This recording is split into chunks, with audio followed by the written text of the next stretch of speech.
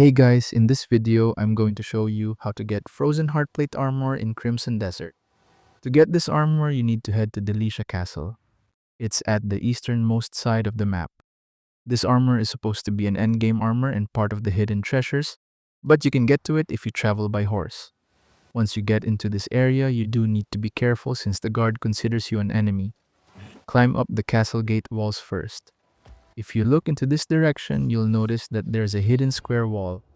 This part is a bit tricky. Climb at the top corner of this wall and align yourself to the left-hand side of the hidden wall. Press release, then glide instantly. Once you're in a gliding animation, do a force palm, then spam your swift glide skill.